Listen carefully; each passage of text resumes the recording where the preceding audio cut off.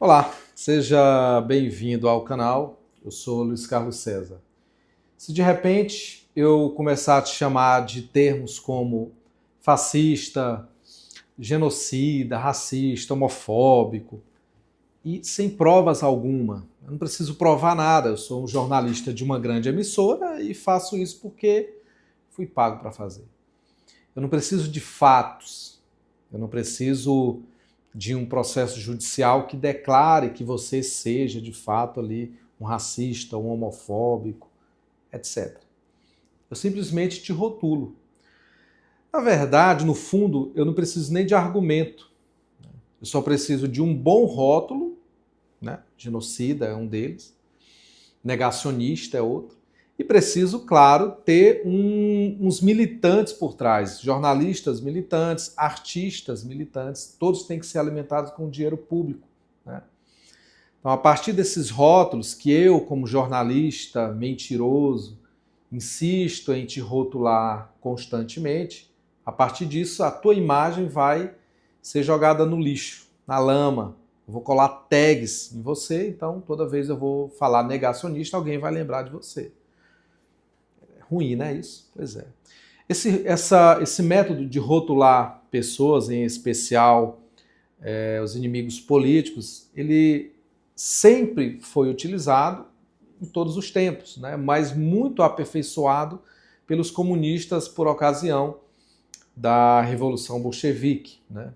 Não é figura de linguagem, isto é técnica, obviamente uma técnica demoníaca, né? É uma técnica de destruição de reputações. Você destrói a reputação da pessoa, a honra, a imagem, a boa fama que ela possui. Ele é teu opositor político, você vai tratá-lo como um verdadeiro inimigo.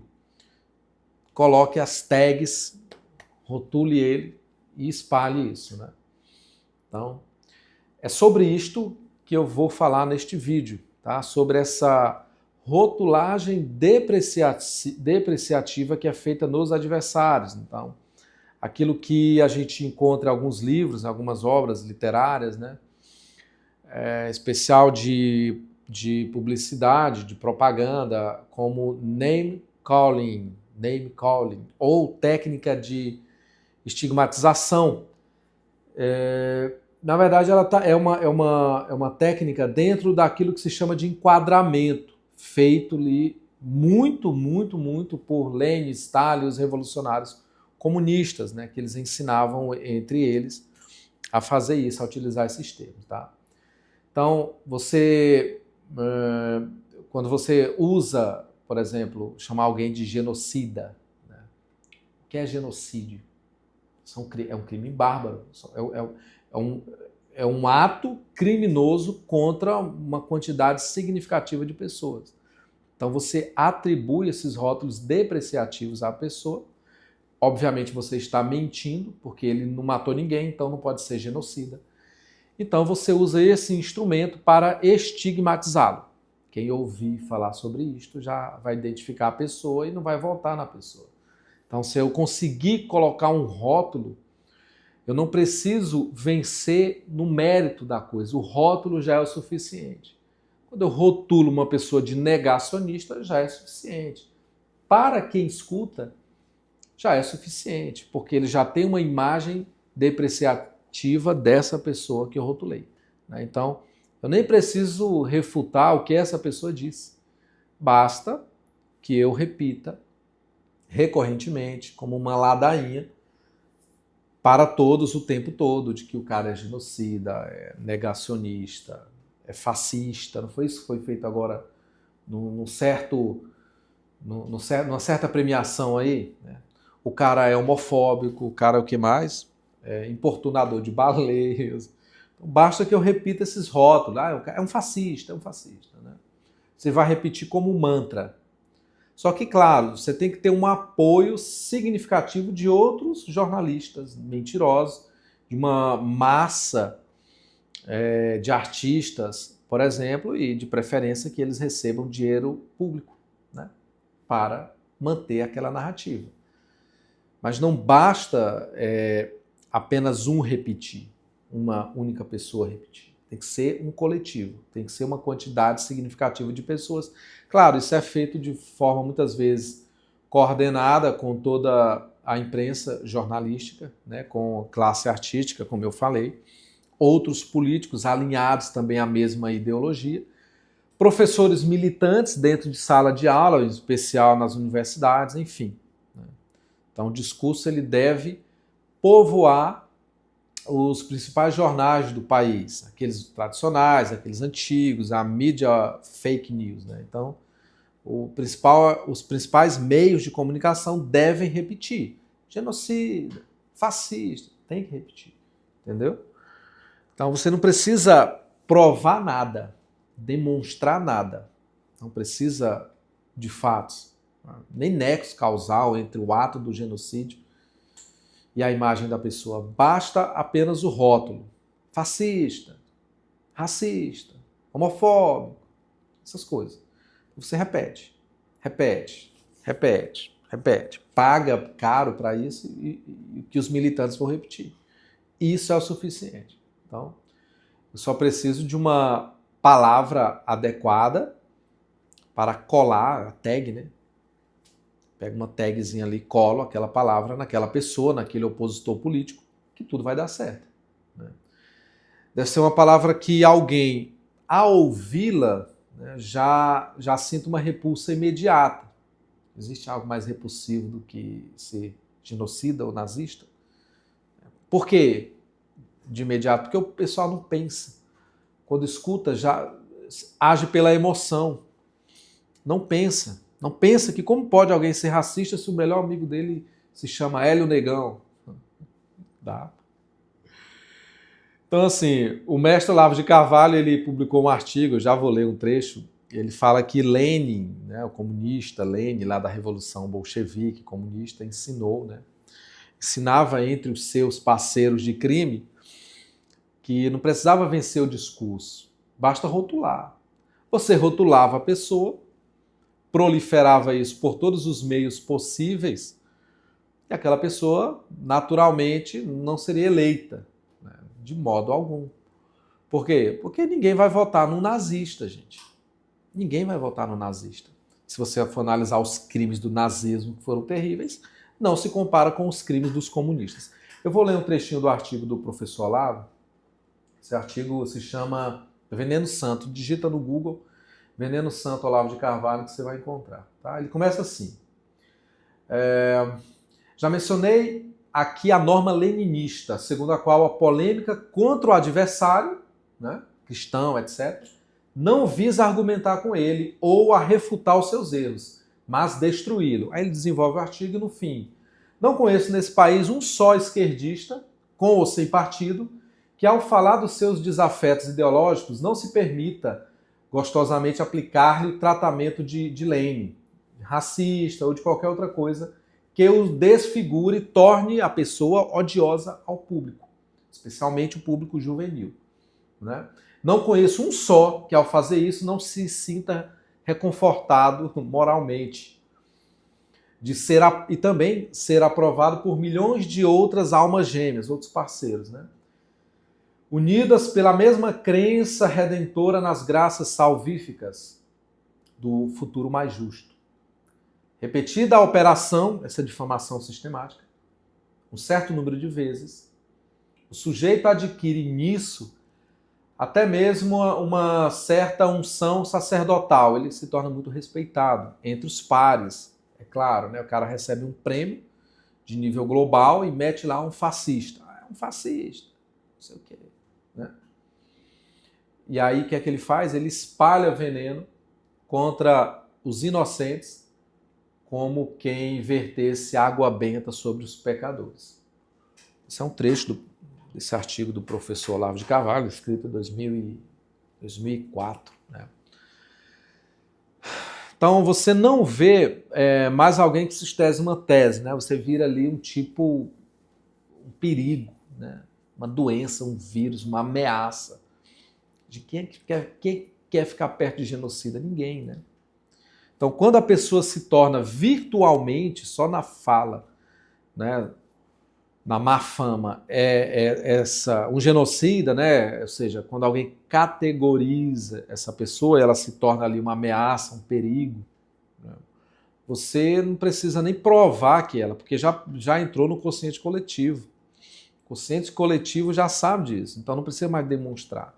Basta a repetição, a acusação, a difamação sistemática da pessoa. Isso cola, isso funciona, tá? Isso cola. É só olhar para a história, olha para o Brasil hoje que isso cola.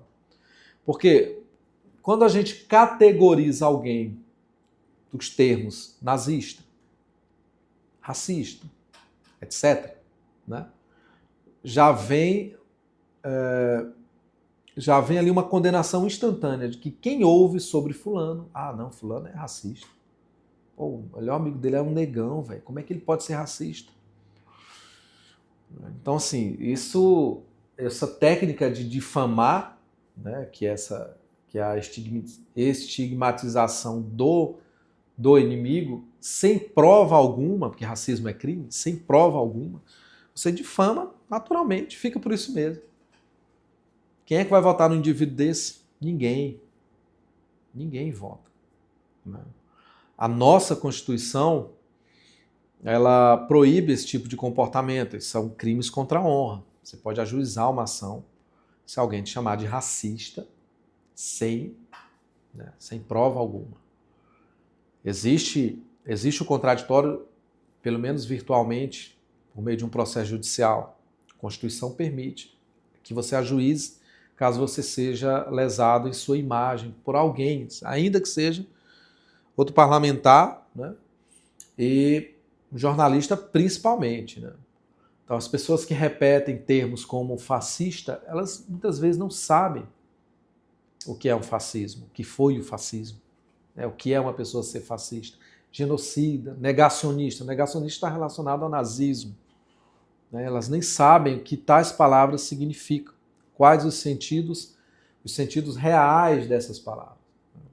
Então, vou rotular o outro porque eu preciso ganhar a eleição. Eu preciso tirar ele de foco, eu preciso tirar ele de cena, ele não pode ser eleito. Então vou rotular, vou chamar os meus parceiros jornalistas, entre aspas, né, para mentir também, e assim encho o bolso deles com dinheiro e está tudo certo. Então você vai substituir, você não vai entrar no mérito da questão, você não debate com a pessoa as ideias dela, você simplesmente o rotula. Essa rotulação, como eu disse, ela é extremamente eficaz. Então, em vez de a gente refutar a tese, a gente vai desqualificar a pessoa, que é um argumento ad hominem, né? Eu vou desqualificar a pessoa que fala e não o que ela pensa. Então, se eu não tenho fatos, não importa. Eu vou criar os fatos, pelo menos virtualmente, né, na história. Eu vou criar o estigma, eu vou marcar essa pessoa, vou colar no adversário os termos, né, negacionista, e vai dar tudo certo. Por quê? Porque eu tenho um monte de militante para reverberar essas acusações, né? Então, como eu disse, é o argumento ad hominem. Vou atacar o sujeito, na sua imagem.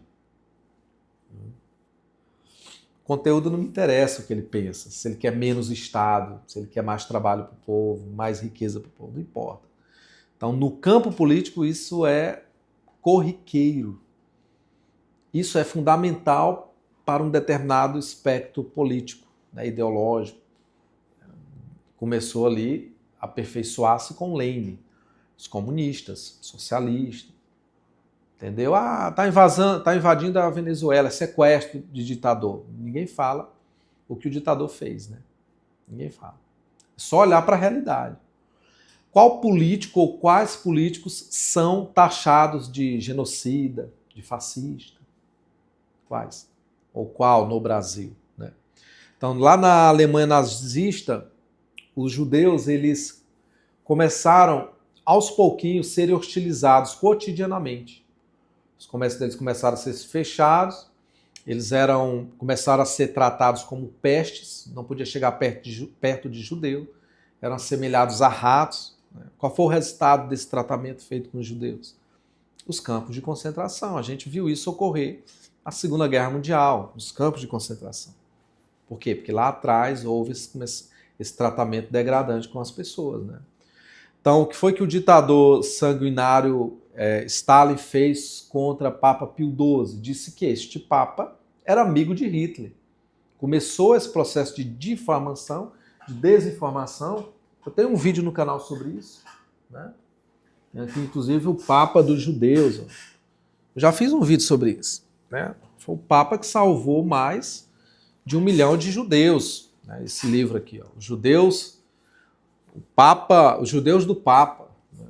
Então, o Papa Pio XII foi um grande Papa, chegou a autorizar a falsificação de passaporte para que os cristãos, os judeus, fossem, né, relatados como cristãos e assim pudessem sair da Alemanha nazista.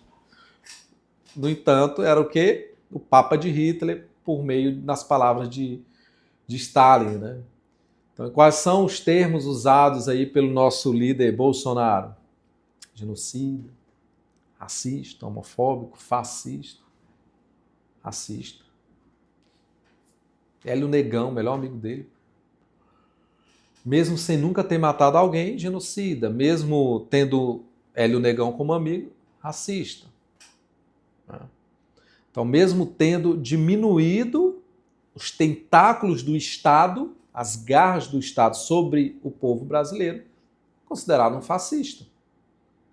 A quantidade de tributos aumentados nos últimos 3 anos no atual governo. Fala sobre isso, né? Então, por que agora fica uma pergunta, por que esses rótulos colam, né? Porque, lamentavelmente, boa parte da população não pensa. Vai agir ali com o intestino, né? Vai agir pelos sentimentos. Não pela inteligência, não pelo raciocínio. Não pode, o cara é racista. Olha o amigo dele ali do lado. Loucura, gente. Né? Então, uma sociedade adulta, né, em tese adulta, né, ela suporta críticas, contradição, conflitos, faz parte de toda a sociedade. Mas o problema não é essa divergência, né? O problema é a tentativa de eliminar a divergência por meio de um trabalho de desumanização. Você vai desumanizar, ainda que simbolicamente, por meio de palavras, a pessoa. Mesmo que na realidade não se tenha nenhuma prova de seus crimes de racismo, de genocídio. Então, criticar o outro, ok. Você pode fazer, é natural que faça. Apontar incoerências é normal, né? Exigir provas de tais atos, disso ou daquilo, é normal, faz parte de uma democracia sadia. O que não é admissível são jornalistas reverberarem tais rótulos infamantes contra um determinado político e tratá-lo como se fossem os judeus tratados lá no início, né, no início do século XX, pelos nazistas contra os judeus, né, as pestes. Então, se a gente quer uma sociedade minimamente civilizada, coisa que o Brasil ainda não se tornou em alto grau, a gente deve exigir o básico, né, que são as provas, os fatos, contraditório, o direito efetivo à reparação por meio de um parlamentar que fica a repetir essas loucuras, né? Então, o resto, você vai estigmatizar o adversário político, você vai prendê-lo. Primeiro você estigmatiza, elimina os meios de defesa que ele tem, depois você prende, depois você leva para um campo de concentração. Essa história a gente já viu. Segunda Guerra Mundial, década de 40, século 20. Né? Então, muitos rótulos precedem ações. A história da humanidade já provou isso. Duvida? É só você ler os livros de história. Os exemplos não faltam. Primeiro você rotula, depois você vai avançando, né, nessa perversidade. Né? Lamentavelmente, hoje o Brasil vive essa situação. Eu falei desse livro, né, Os Judeus do Papa, um ótimo livro. Tem aqui outro livro, O Papa contra Hitler, a guerra secreta da igreja contra o nazismo. E o livro Desinformação, não está aqui. O livro Desinformação, que também fala do Papa Pio XII. Eu já disse, né? Eu fiz um vídeo aí no canal sobre o Papa Pio XII, como ele salvou aí mais de 1 milhão de judeus, inclusive muitos judeus da época se converteram ao catolicismo em função desse trabalho de Papa Pio XII, claro, uma ordem específica, mas muitos padres, muitos religiosos e leigos também ajudaram nesse processo de salvação física dos judeus. Né? Tá. Se você gostou do vídeo, compartilha, e aí eu te dou uma dica. Se você for assistir a mídia fake news brasileira, tome muito cuidado com as informações que eles transmitem, porque muitas dessas informações são meramente manipulação. Manipulação da linguagem, com a finalidade, obviamente, de retirar ali um candidato, né, um opositor político.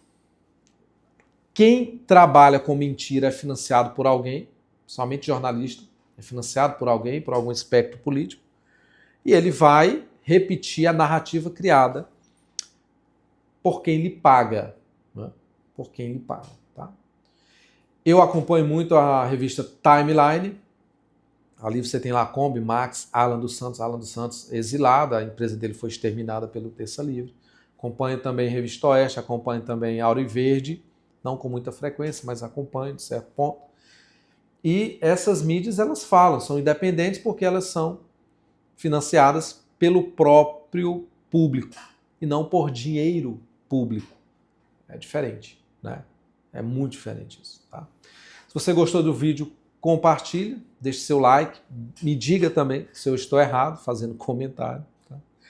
Um abraço, fica com Deus e até mais.